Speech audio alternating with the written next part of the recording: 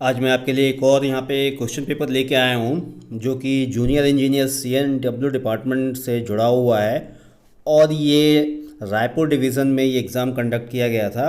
और यहाँ पे देखेंगे तो जो मोड ऑफ एग्ज़ाम है वो कंप्यूटर बेस्ड टेस्ट था, CBT था। और परीक्षा की जो तिथि थी वो 30/7/2022 थी।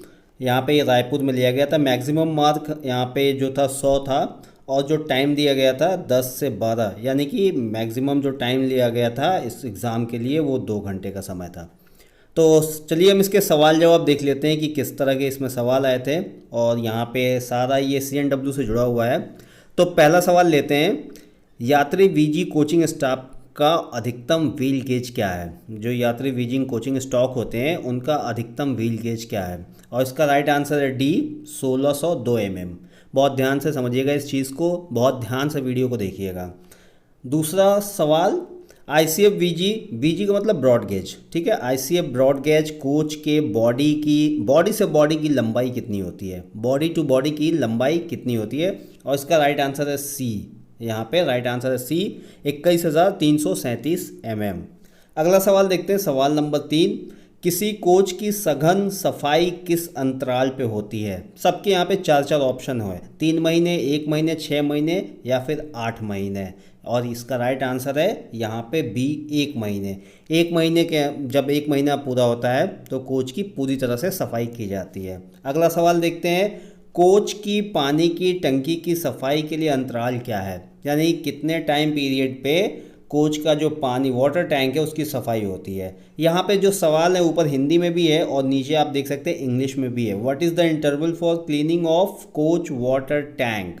तो आप इंग्लिश में भी समझ सकते हैं और आप इसको हिंदी में भी समझ सकते हैं। और इसका राइट आंसर है यहाँ पे सी, 1 महीने में, 1 मंथ। तो यहाँ पे हमने 4 सवाल देख लिया। अगला सवाल देखते हैं, यहाँ पे 4 सवाल हो गए हमारे। पांचवा सवाल हमारा, किसी यात्री ट्रेन से जुड़े किसी भी OCV के POH की अवधि क्या है। सवाल नंबर 5, किसी यात्री ट्रेन से जुड़े किसी भी OCV के POH की अवधि क्या है। और इसका राइट आंसर है यहाँ पे डी, 24 महीने, 24 मंथ। छठा देखते हैं, महिला डिब्बे का परिवहन कोड क्या है। महिला डिब्बे का परिवहन कोड क्या है। और इसका राइट आंसर है CY। यहाँ पे आप देख सकते हैं ये इंग्लिश में भी सवाल है और यहाँ पे हिंदी में भी सवाल है। तो आपको जो ठीक लगे आप वो सवाल यहाँ पे पढ़ सकते हैं। देखिए काफ़ी इंपॉर्टेंट सवाल जवाब हैं। अगर आप JEE का डिपार्टमेंटल एग्जाम CNW की तैयारी कर रहे हैं तो ऐसे वीडियो आपके बहुत काम आने वाले हैं। ये PDF भी आपको मिलेगा, लेकिन कहाँ मिलेगा, कैसे मिलेगा, वो सारी चीज़ें मैं वीडियो में बताऊँगा। इसलिए आप वीडियो को बहुत ध्यान से देखिएगा, वरना आपको ये PDF नहीं मिल पाएगा, ठीक है। अगला सवाल, सवाल नंबर 7, निरीक्षण गाड़ी का परिवहन कोड क्या है, जिसको हम की RA भी कहते हैं। तो इसका जो राइट आंसर होगा, जाहिर सी बात है RA होगा। और इसका राइट आंसर होगा यहाँ पे डी, हम इसे RA कहते हैं, जिसमें हमारे ऑफिसर्स निरीक्षण के लिए जाते हैं। इंस्पेक्शन कार जिसको हम कहते हैं, उसका यहाँ पे परिवहन कोड पूछा जा रहा है, तो RA होगा। सवाल नंबर 8, पेंट्री कार के परिवहन कोड क्या है। ये देखिए परिवहन कोड जो होता है, ये जो गाड़ियों का टाइप होता है जिसको हम कोड CNY, GS, AC ये हम कहते हैं, BBZI, इस तरह ये गाड़ियों का परिवहन कोड है। तो ये बहुत ही इंपॉर्टेंट होता है। और इसका राइट आंसर है यहाँ पे C, WCB, यानी पेंट्री कार को WCB कहा जाता है। अगर आपसे कहा जाए कि ये कोच है जिसका कोड है WCB, बताओ वो क्या है, तो सीधी सी बात है यहाँ पे उसका आंसर होगा पेंट्री कार। अगला सवाल देखते हैं, सवाल नंबर 9 में चलते हैं। ICF ट्रॉली के किस भाग का उपयोग नहीं किया जाता है। Which part is not used in ICF trolley, यानी नीचे जो 4 ऑप्शन यहाँ पे दिए गए हैं इनमें से कौन सी ऐसी चीज़ है जो ICF के बॉगी में, ट्रॉली में यूज़ नहीं होता है। Dashpot, side mirror, shock absorber या फिर ड्रैग लिंक, इनमें से कौन सी वो चीज़ है, कौन सा वो पार्ट है जो ICF ट्रॉली में नहीं होता है। और इसका राइट आंसर है यहाँ पे डी, यानी कि ड्रैग लिंक। ये ICF के ट्रॉली में नहीं उपयोग किया जाता है। अगला सवाल देखते हैं, सवाल नंबर हमारा 10, L टाइप के कंपोजिट ब्रेक ब्लॉक को बदला जाना चाहिए अगर इससे ज़्यादा घिसे जाने पे। यानी जो L टाइप का कंपोजिट ब्रेक ब्लॉक होता है वो कितना घिस के बाकी रहेगा तो उसको बदलना इम्पॉर्टेंट है या बदलने का रूल है, यानी कि उसकी मोटाई कितनी होगी तो आप उसको बदल देंगे। और इसका राइट आंसर है ए 10 mm। जब उसका बाकी हिस्सा 10 mm मोटा रह जाता है, बच जाता है, तब हम उस ब्रेक ब्लॉक को निकाल देते हैं और उसकी जगह पे नया लगाते हैं। इसके अलावा अगर आप ब्रेक ब्लॉक को देखेंगे तो इस 10 mm की मोटाई पे एक रेड कलर का मार्क भी होता है, यानी एक लाल पट्टी होती है। जब वो सिर्फ लाल पट्टी के इतना ब्रेक ब्लॉक बच जाए तो उस ब्रेक ब्लॉक को निकाल दिया जाता है। अगला सवाल देखते हैं, आईसीएफ कोच के स्टैंडर्ड पैकिंग पीस क्या है? आईसीएफ कोच के स्टैंडर्ड पैकिंग पीस क्या है? और इसका राइट आंसर है यहाँ पे सी। यहाँ पे राइट आंसर सी। सवाल नंबर 12, आईसीएफ के अंतिम भाग पर पीली पट्टियाँ क्या दर्शाती हैं? जो आईसीएफ का अंतिम भाग होता है उसमें जो पीली पट्टियाँ होती हैं, आपने देखा होगा कॉर्नर पे पीली पट्टियाँ होती हैं, वो क्या दर्शाती हैं? तो वो दर्शाती हैं एंटी टेलीस्कोपिक, यानी कि वो कोच एंटी टेलीस्कोपिक है। पीली पट्टियों का मतलब ये होता है। अगला सवाल देखते हैं, सवाल नंबर 13। यहाँ पे सवाल नंबर हमारा 13, यूएसटी परीक्षण से क्या पता लगता है? जो यूएसटी परीक्षण किया जाता है उससे क्या पता लगता है? आंतरिक दरार, बाहरी दरार, वायु प्रवाह दरार, उपरोक्त में से कोई नहीं। तो यहाँ पे इसका राइट आंसर होगा आंतरिक दरार ए, यानी कि जो इंटरनली जो उसमें क्रैक होता है किसी भी आयरन किसी भी लोहे की चीज़ में, उसको हम यूएसटी परीक्षण से पता लगा सकते हैं। जिसको हम अपनी नंगी आंखों से नहीं देख सकते हैं उसको हम यूएसटी परीक्षण से पता कर सकते हैं कि वो क्रैक है कि नहीं है। अगला सवाल, सवाल नंबर 14, जीएस कोड का सामान्य पे लोड क्या है? जीएस कोच का सामान्य पे लोड क्या है? बहुत इंपॉर्टेंट सवाल है और इसका राइट आंसर है यहाँ पे b 5.85 ton. Right answer b 5.85 ton. सवाल नंबर 15, आईसीएफ आरसीएफ कोच की कुल चौड़ाई कितनी होती है? सवाल नंबर 15, आईसीएफ आरसीएफ कोच की कुल चौड़ाई कितनी होती है? 4 ऑप्शन दिए गए हैं, 3251 mm, 3250 mm, 3245 mm या फिर 3991 mm। और इसका राइट आंसर है यहाँ पे सी। यहाँ पे राइट आंसर सी है 3245 mm।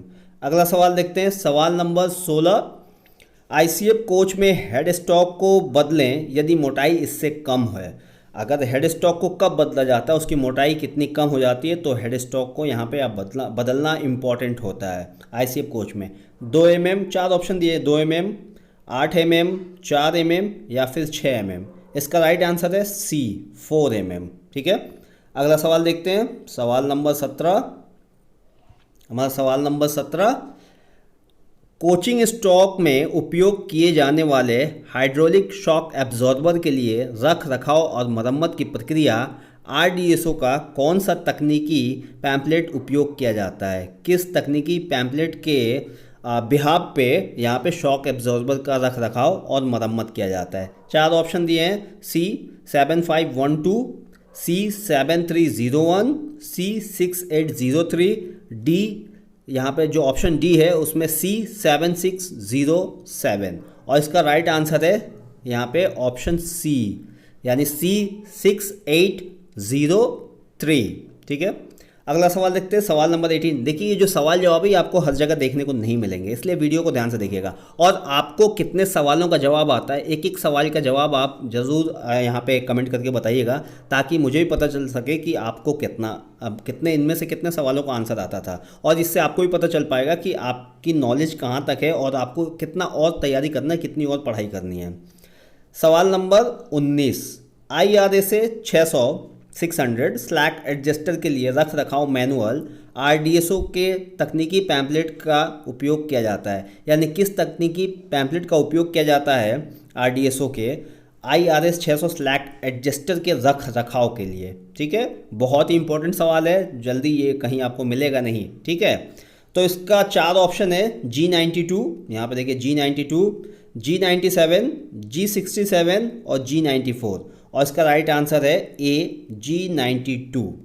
सवाल नंबर 20 देख लेते हैं, अंदर से शौचालयों की पेंटिंग किस शेड्यूल पे की जाती है? जो शौचालय होते हैं ट्रेन के अंदर, उनकी किस शेड्यूल के दौरान उनके अंदर की पेंटिंग की जाती है? यहाँ पे आपको 4 ऑप्शन देखने को मिल जाएंगे, बी शेड्यूल, ए शेड्यूल, सी शेड्यूल और लास्ट में है एक स्पेशल शेड्यूल। तो कौन सा वो शेड्यूल है जिसमें टॉयलेट के अंदर पेंटिंग की जाती है? इसका राइट आंसर है ए, यानी कि बी शेड्यूल। बी शेड्यूल के अंदर हर शौचालय के अंदर की पेंटिंग की जाती है। ठीक है, अगला सवाल देखते हैं। सवाल number 21, AC ICF RCF coach में कितनी आपातकालीन खिड़कियां होती हैं? जो आईसीएफ और आरसीएफ कोच होते हैं उनका जो एसी कोच होता है उसके अंदर कितनी आपातकालीन खिड़कियां होती हैं? 4 ऑप्शन दिए गए हैं। पहला है 2, दूसरा है 3, तीसरा है यहाँ पे 4 और चौथा है यहाँ पे 5। तो अगर आपको इसका आंसर पता है तो आप कमेंट करके ज़रूर बताइएगा, और अगर नहीं पता है तो वीडियो ज़रूर देखिए। इसका राइट आंसर है सी, यानी कि 4। किसी भी आईसीएफ या फिर आरसीएफ की एसी कोच में जो आपातकालीन इमरजेंसी विंडो होता है वो 4 होते हैं। अगला सवाल देखते हैं। सवाल नंबर 22, कोच की अनुसूची ए का अंतराल क्या है? सवाल नंबर 22, कोच की अनुसूची ए का अंतराल क्या है? 4 ऑप्शन दिए, 1 महीना ±3 दिन, दूसरा ऑप्शन है 2 महीना ±3 दिन, तीसरा ऑप्शन है 3 महीना ±6 दिन, और चौथा है उपरोक्त में से कोई नहीं। बहुत इंपॉर्टेंट सवाल है, अगर आपको आता है तो कमेंट करके ज़रूर बताइएगा। और इसका राइट आंसर है ए, 1 महीना ±3 दिन। सवाल नंबर 23 देख लेते हैं। कोच की अनुसूची बी का अंतराल क्या है? सवाल नंबर 23, कोच की अनुसूची बी का अंतराल क्या है? 1 महीना ±3, 2 महीने ±3, 3 महीने ±7 दिन, और उपरोक्त में से कोई नहीं। और इसका राइट आंसर मैं आपको बता दूं, इसका राइट आंसर है यहाँ पे सी, 3 महीने +-7 दिन। अगला सवाल देखते हैं। सवाल नंबर यहाँ पे 24। अगर आपको हिंदी पूरा समझ में नहीं आता है या फिर आपको इंग्लिश समझ में नहीं आती है तो ये जो क्वेश्चन जो पेपर है ये हिंदी और इंग्लिश दोनों में है, और मैं ये आपको दे दूंगा। कहाँ और कैसे आपको मिलेगा इसी वीडियो में बताऊंगा, वीडियो ध्यान से देखिएगा। ठीक है, वीडियो को बहुत ध्यान से देखिएगा तो आप समझ पाएंगे कि आपको ये कहाँ से मिलेगा। सवाल नंबर 24, मैनिपुलेटर का उपयोग क्या है?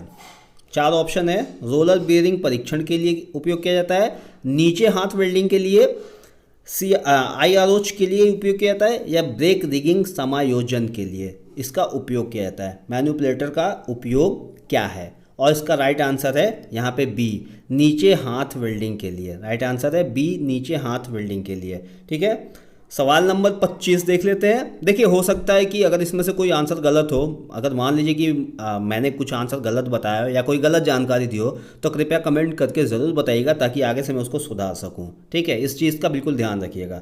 सवाल नंबर यहाँ पे हमारा 25 आ गया। कोच की ओवरहेड पानी की टंकी की सफाई फ्लशिंग का अंतराल क्या होता है? किस अंतराल पे यहाँ पे कोच की टंकी की सफाई या फ्लशिंग यहाँ पे की जाती है? हर यात्रा, 4 ऑप्शन दिए गए हैं, यानी कि हर ट्रिप पे किया जाता है, या फिर हर महीने किया जाता है, हर 3 महीने में किया जाता है, या फिर यहाँ पे हर 6 महीने में किया जाता है। तो इसका राइट आंसर है बी, हर महीने। हर महीने ट्रेन की टंकी की सफाई फ्लशिंग की जाती है, ओवरहेड पानी के टैंक की। सवाल नंबर यहाँ पे हम आ जाते हैं 26। रेल स्तर से बफर के केंद्र का न्यूनतम अनुमेय बफर ऊंचाई क्या है? न्यूनतम जो रेल ट्रैक होता है उसके टॉप से जो हमारा बफर लगा होता है उसके सेंटर में इसकी मिनिमम ऊंचाई कितनी होती है?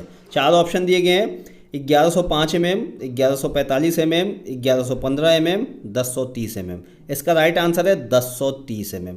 यानी जब हमारी गाड़ी लोड हो पूरी तरीके से तो उसकी जो मिनिमम रेल ट्रैक से जो ऊंचाई है बफर के सेंटर की वो 1030 mm से कम नहीं होनी चाहिए। अगला देखते हैं। सवाल नंबर यहाँ पे आ गया हमारा 27। हेड स्टॉक से न्यूनतम बफर प्रोजेक्शन कितना होता है? जो हमारे कोच का हेड स्टॉक होता है उससे बफर का मिनिमम प्रोजेक्शन कितना होता है? 4 ऑप्शन है, काफ़ी इंपॉर्टेंट सवाल है ये भी। 635 mm, 605 mm, 590 mm, 584 mm। और इसका राइट आंसर है डी, 584 mm। मिनिमम जो प्रोजेक्शन है from head stock, minimum permissible buffer projection from head stock is 584 mm। अगला सवाल देखते हैं। सवाल नंबर 28। आईसीएफ कोच के बफर फ्लेंजर का फेस का व्यास कितना होता है? जो हमारे आईसीएफ कोच में जो बफर लगता है उसमें जो फेस प्लेट होता है यानी बफर का जो सामने का हिस्सा होता है उसका व्यास यानी डायमीटर कितना होता है? और इस 4 ऑप्शन यहाँ पे दिए गए हैं, 552 mm, 457 mm, 493 mm, 510 mm, और इसका राइट आंसर है 457, 457 mm। ये इसका राइट आंसर है सवाल नंबर 28 का। सवाल नंबर 29 देख लेते हैं। अधिकतम बफर प्लंजर स्ट्रोक क्या है? जो बफर प्लंजर का स्ट्रोक होता है वो मैक्सिमम स्ट्रोक कितना होता है? 4 ऑप्शन यहाँ भी है, 127 mm, 129 mm, 131 mm, 133 mm, और इसका राइट आंसर है ए 127 mm। ये इसका राइट आंसर है, अधिकतम बफर फ्लेंजर स्ट्रोक 127 mm होता है। अगला सवाल देखते हैं, सवाल नंबर 30। आईसीएफ कोच में ट्रॉली पर बॉडी का भार कैसे स्थानांतरित किया जाता है? यानी जो आईसीएफ कोच होते हैं उसमें बॉडी का जो वेट होता है, जो वज़न होता है, उसको ट्रॉली पे कैसे स्थानांतरित किया जाता है, किस तरह से वो डिस्ट्रीब्यूट होता है, ट्रांसपोर्ट कैसे किया जाता है? तो यहाँ पे 4 ऑप्शन दिए हैं, एक जर्नल, व्हील, साइड बेरर या फिर डैशपॉट। ये बहुत इंपॉर्टेंट सवाल ये भी है, और इसका जो राइट आंसर है वो है यहाँ पे डैशपॉट। लास्ट का जो नहीं, ये सवाल नंबर 30 है, इसका राइट आंसर साइड बेरर होगा। सॉरी, इसका राइट आंसर जो होगा वो साइड बेरर होगा, क्योंकि जो हमारा कोच है वो सबसे पहले साइड बेरर के ऊपर ही आके आता है, और गुड्स में जो लोड होता है वो पिवोट, सेंटर पिवोट के ऊपर आता है, जबकि आईसीएफ कोच में सेंटर पिवोट सिर्फ ट्रॉली के मूवमेंट के लिए होता है, और जो साइड बेरर होता है उसके ऊपर सारा लोड आता है। ठीक है, इसका राइट आंसर होगा सी, यहाँ पे साइड बैरियर। मैंने पहले आपको बताया इसका राइट आंसर डी, लेकिन वो गलत है। आईसीएफ कोच में ट्रॉली पर बॉडी का भार यहाँ पे साइड बैरियर के मदद से स्थानांतरित किया जाता है। ठीक है, तो इसका राइट आंसर होगा सी, 30 का राइट आंसर होगा यहाँ पे सी। 31 देख लेते हैं। 31 सवाल नंबर 31। आईसीएफ बफर प्लंजर बना होता है, आईसीएफ बफर प्लंजर जो है वो बना होता है किस मटेरियल से? यहाँ पे 4 ऑप्शन दिए गए हैं, माइल्ड स्टील, कास्ट स्टील, यहाँ पे कास्ट आयरन, कास्ट स्टील और एल्युमिनियम मिश्रित धातु, और इसका राइट आंसर है यहाँ पे सी, कास्ट स्टील। यहाँ पे 2 ऑप्शन दिए हैं, एक कास्ट आयरन भी दिया हुआ और एक कास्ट स्टील भी दिया हुआ है। तो यहाँ पे ICF buffer plunger cast steel से बना होता है, इस चीज़ का आप ध्यान रखिएगा, कास्ट स्टील से बना होता है, यहाँ पे कास्ट आयरन से नहीं बना होता है। सवाल number 32। H type lock centre buffer coupler की सबसे कमज़ोर कड़ी क्या है? जो H type lock centre buffer coupler होते हैं जिसका इस्तेमाल यहाँ पे हम एलएचबी के अंदर करते हैं, तो उसमें जो सबसे कमज़ोर कड़ी है वो क्या है? 4 ऑप्शन दिए गए हैं, ड्राफ्ट गियर, नकल, लॉक और यॉक पिन। कौन सा सबसे इसमें कमज़ोर कड़ी है? तो वो है यहाँ पे ऑप्शन बी, नकल। ये H type lock centre buffer coupler की सबसे कमज़ोर कड़ी होती है, नकल। अगला सवाल देखते हैं, सवाल नंबर 33। यहाँ पे सवाल नंबर 33 आ गया हमारा। LWLH बोगी का उपयोग निम्न में से किसमें किया जाता है? जो LWLH बोगी होता है उसका इस्तेमाल किसमें किया जाता है? बॉक्सन में, बॉक्सन HL में, बॉक्सन S में या फिर BOBRN में? ये कौन सा यहाँ पे वैगन है जिसमें LWH बोगी का उपयोग यहाँ पे किया जाता है? सवाल नंबर 33, और इसका राइट आंसर है यहाँ पे सी, बॉक्सन S। यहाँ पे राइट आंसर सी हो गया, बॉक्सन S। सवाल नंबर यहाँ पे हम 34 देख लेते हैं। एक ही बीजी कोच पर 4 पहिया ट्रॉली के लिए व्हील ट्रेड व्यास में अनुमेय भिन्न है, टायर टर्निंग के समय कितना? ये बहुत ही इंपॉर्टेंट सवाल है, व्हील से जुड़ा हुआ है। व्हील से जुड़ा हुआ हर सवाल बहुत इंपॉर्टेंट होता है, इस बात का ध्यान रखिएगा। अगर व्हील से जुड़ा कोई भी सवाल है तो बिल्कुल उसको आप नोट कर लीजिए, याद कर लीजिए, क्योंकि व्हील से जुड़ा सवाल बिल्कुल आना ही आना होता है। सवाल नंबर 34, और इसमें 4 ऑप्शन दिए हुए हैं, 12 mm, 10 mm, और यहाँ पे ऑप्शन सी है 11 mm, और यहाँ पे ऑप्शन डी है 13 mm। तो ये होता है 13 mm। ठीक है, अगला सवाल देखते हैं। सवाल नंबर यहाँ पे हमारा आ गया 35। बॉक्सन एस वैगन का एक्सल लोड क्या है। अब देखिए ये एक्सल लोड आप देखेंगे तो गुड्स में बहुत सारे जितने भी वैगन हैं उनमें अलग अलग तरीके से है, और ये बहुत इंपॉर्टेंट ये भी होता है एक्सल लोड। एक्सल लोड के ऊपर बहुत सवाल आते हैं, तो आपको वैगन जो भी हैं उनके एक्सल लोड आपको पता होना चाहिए, इस चीज़ का आप ध्यान रखिएगा। सवाल नंबर 35 यहाँ पे, बॉक्सन एस वैगन का एक्सल लोड कितना होता है। 22.9 टन, 21 टन, 22.5 टन या फिर 25 टन, और इसका राइट आंसर है डी 25 टन।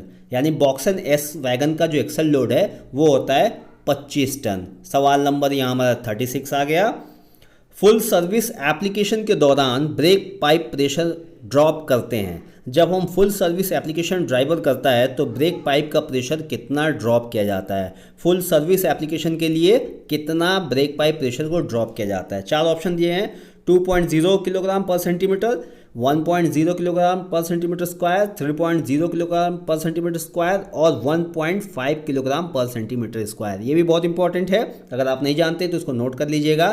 तो यहाँ पे फुल सर्विस एप्लीकेशन के लिए जब ड्राइवर प्रेशर को ड्रॉप करता है तो उसका राइट आंसर है डी 1.5 किलोग्राम पर सेंटीमीटर स्क्वायर। जब 1.5 किलोग्राम पर सेंटीमीटर स्क्वायर ड्रॉप करता है तो फुल सर्विस एप्लीकेशन होता है। सवाल नंबर यहाँ पे हमारा आ गया 37, ट्विन पाइप सिस्टम में एक्सेलरी रिजर्वायर एआर का प्रेशर कितना होता है। ट्विन पाइप में एक्सेलरी रिजर्वायर का प्रेशर कितना होता है। ट्विन पाइप किस में इस्तेमाल होता है, पैसेंजर गाड़ियों में तो सब में होता है, इसके अलावा गुड्स में भी कई गाड़ियों में गुड्स के ट्विन पाइप का इस्तेमाल किया जाता है। ट्विन पाइप के ऊपर मैंने बहुत सारे वीडियोस बनाए हैं, आप मेरे चैनल पर जाकर देख सकते हैं कि ट्विन पाइप में ब्रेकिंग सिस्टम कैसे काम करता है, ट्विन पाइप से सिंगल पाइप कैसे अलग है। इन सारे के जितने भी ये टॉपिक है सब पे मैंने वीडियो बनाया कि डीबी कैसे काम करता है, तो आप मेरे चैनल पर एक बार जरूर जाइए और देखिए, सारी चीज़ें आपको देखने को मिल जाएंगी। तो यहाँ पे जो इसका राइट आंसर है वो हो जाएगा बी 6.0 kg पर सेंटीमीटर स्क्वायर।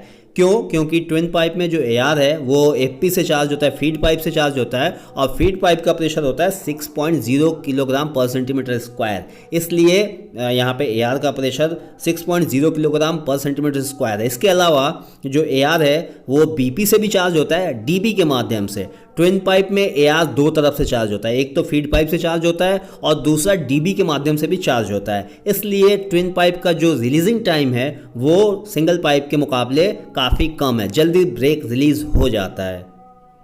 सवाल नंबर 38 देख लेते हैं। अगला सवाल, ब्रेक रिलीज के दौरान बीसी से हवा जाती है। सवाल नंबर हमारा आ गया 38, ब्रेक रिलीज के दौरान ब्रेक सिलेंडर से हवा जाती है कहाँ। पहला है एआर, दूसरा ऑप्शन है सीआर, तीसरा ऑप्शन है डीवी, चौथा ऑप्शन है वायुमंडल। यहाँ चार ऑप्शन दिए गए हैं। जब ब्रेक रिलीज की जाती है तो बीसी यहाँ पे बीसी का मतलब ब्रेक सिलेंडर होता है, तो बीसी का जो हवा है वो कहाँ जाती है ये पूछा जा रहा है, और इसका राइट आंसर है यहाँ पे ऑप्शन डी वायुमंडल। यानी जैसे ही ब्रेक रिलीज की जाती है तो ब्रेक सिलेंडर का जो हवा है वो वायुमंडल में बाहर की तरफ आ जाती है, निकल जाती है, और फिर यहाँ पे ब्रेक रिलीज हो जाता है और गाड़ी आगे बढ़ती है। ये कैसे काम करता है बीसी ब्रेक सिलेंडर, और ये डीबी कैसे काम करता है, इसके ऊपर मैंने वीडियो बनाया, कमाल का एनिमेशन बनाया, आप जाके एक बार मेरे चैनल पे ज़रूर देखना, ठीक है। अगला सवाल देखते हैं। सवाल नंबर यहाँ पे आ गया हमारा 39। सवाल नंबर 39, ट्विन पाइप यात्री कोच में कुल एमयू वाशर की संख्या कितनी होती है। सवाल नंबर 39, जो हमारा ट्विन पाइप ब्रेकिंग सिस्टम वाले कोच होते हैं इनमें जो एमयू वाशर लगा होता है उनकी संख्या यहाँ पे कितनी होती है। चार ऑप्शन दिए गए हैं, 3, 4, 2, 6, और इसका राइट आंसर है यहाँ पे 4 एमयू वाशर लगा होता है। अब देखिए, इसको याद करने का एक और तरीका है। ट्विन पाइप सिस्टम में कोच के दोनों एंड में दो होस पाइप होते हैं, एक एफपी के लिए एक बीपी के लिए, दो पाम एंड लगे होते हैं, एक एफपी के लिए एक बीपी के लिए।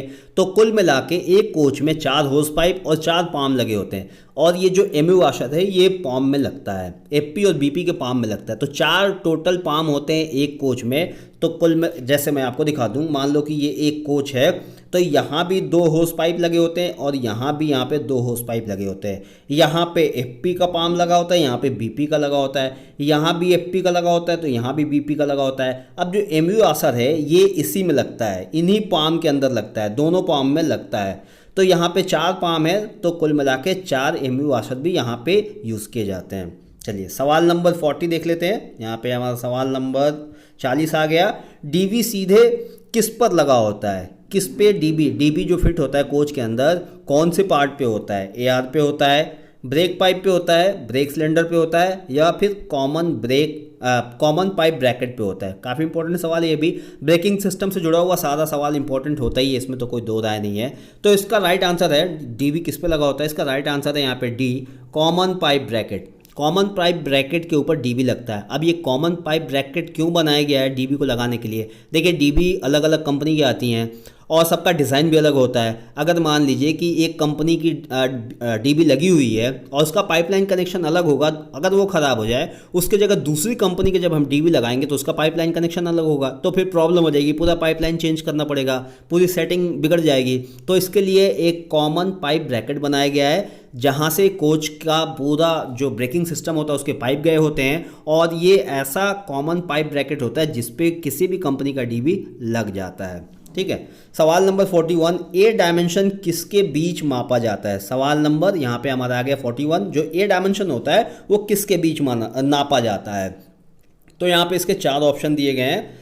पहला ऑप्शन है कंट्रोल रॉड हेड से एंकर पिन, दूसरा है पुल रॉड से एंकर पिन, तीसरा है पुल रॉड से कंट्रोल रॉड हेड, और चौथा ऑप्शन है कंट्रोल रॉड हेड से बैरल फेस। ए डायमेंशन, ये भी बहुत इंपॉर्टेंट सवाल जवाब है। अगर आप इस क्वेश्चन का आंसर नहीं जानते हैं तो आप इसको बिल्कुल नोट डाउन करिएगा, बिल्कुल लिखिएगा, क्योंकि ये बहुत इंपॉर्टेंट है। ए डायमेंशन किसके बीच में नापा जाता है? तो यहाँ पे देखिए कंट्रोल रॉड हेड और बैरल फेस, ये इसका राइट आंसर होगा डी, कंट्रोल रॉड हेड और बैरल फेस के बीच में ए डायमेंशन नापा जाता है। सवाल नंबर 42, आईसीएफ कोच की पानी की टंकी की क्षमता कितनी होती है? जो आईसीएफ कोच होता है उसके जो पानी के टैंक होते हैं उनकी क्षमता कितनी होती है? 4 ऑप्शन है 1600 लीटर, 1800 लीटर, 1500 लीटर और 2000 लीटर। इसका राइट आंसर है answer b, option b, 1800 litre. ICF coach में जो पानी के टैंक होते हैं वो 1800 लीटर की क्षमता के होते हैं। चलिए अगला सवाल देखते हैं। WRA के लिए आवश्यक न्यूनतम वायु दाब क्या है? जो WRA होता है उसके लिए आवश्यक न्यूनतम वायु दाब कितना होता है? 0.3 किलोग्राम पर सेंटीमीटर स्क्वायर, 0.45 किलोग्राम पर सेंटीमीटर स्क्वायर, 0.55 किलोग्राम पर सेंटीमीटर स्क्वायर या फिर 0.6 किलोग्राम पर सेंटीमीटर स्क्वायर। इसका राइट आंसर है ए, 0.3 किलोग्राम पर सेंटीमीटर स्क्वायर। चलिए सवाल नंबर 44 देखते हैं। अगला सवाल, सवाल नंबर 44, एलएचबी कोच का राइडिंग इंडेक्स क्या है? अभी तक एलएचबी से जुड़ा हुआ कोई भी सवाल नहीं आया था, अब एलएचबी की शुरुआत हो रही है। अब शायद आगे आपको एलएचबी कोच से जुड़े हुए सवाल जवाब यहाँ पे देखने को मिलेंगे। सवाल नंबर 44, एलएचबी कोच की राइडिंग इंडेक्स क्या है? और एलएचबी कोच की जब बात शुरू होती है तो उसके राइडिंग इंडेक्स से ही उसकी बात शुरू होती है, क्योंकि एलएचबी कोच को लाया ही गया इसलिए है कि वो आईसीएफ से उसका राइडिंग इंडेक्स बेहतर है, यानी आईसीएफ से ज़्यादा उसमें आरामदायक जर्नी होती है। 4 ऑप्शन दिए गए हैं, 2.0, 2.5, 2.75 और 3.0। एलएचबी कोच का जो राइडिंग इंडेक्स है वो कितना होता है? तो इसका राइट आंसर है यहाँ पे सी, 2.75।